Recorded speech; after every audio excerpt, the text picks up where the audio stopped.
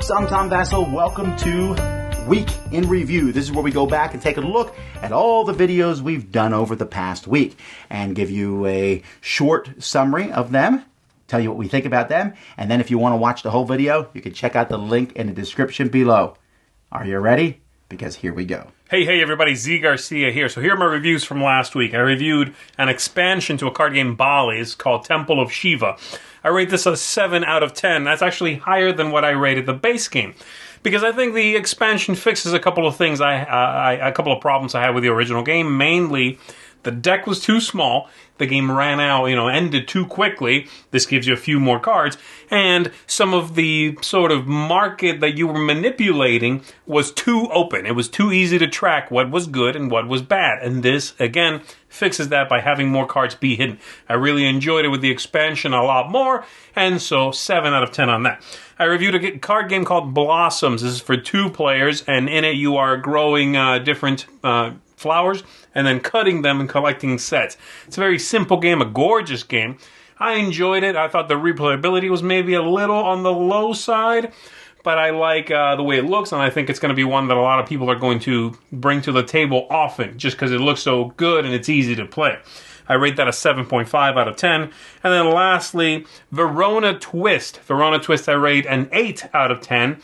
It is a thinky 2-player game, and it kind of feels like Mr. Jack with asymmetrical sides. One player trying to hide characters, and the other side eliminating possibilities until they've got it. You've got 7 rounds to figure this out in.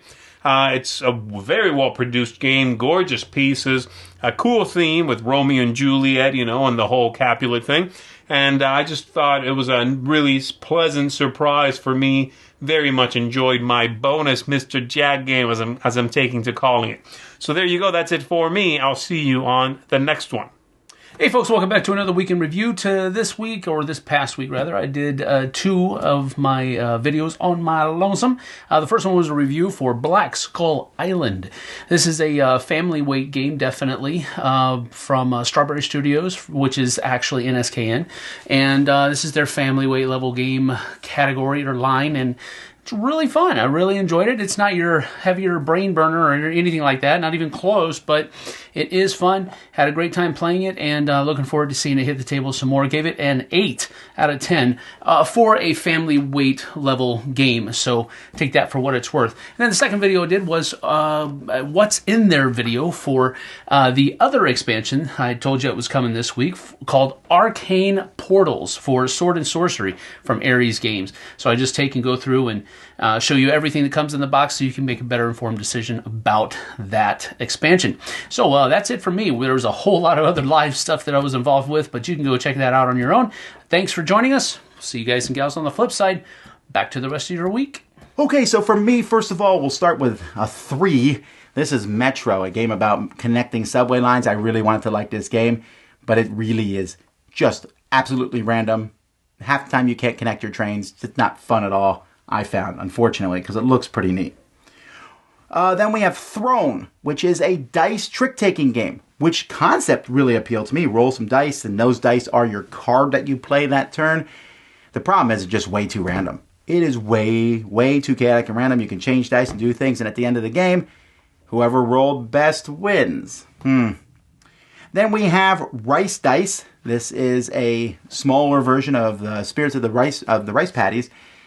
That game was good. This game is a little too streamlined, a little too boring, really, unfortunately. Kaka Alarm. Yeah. So a game about poop that shoots out of the back of the toilet, and you need to grab it. Yeah. All right. Anyway.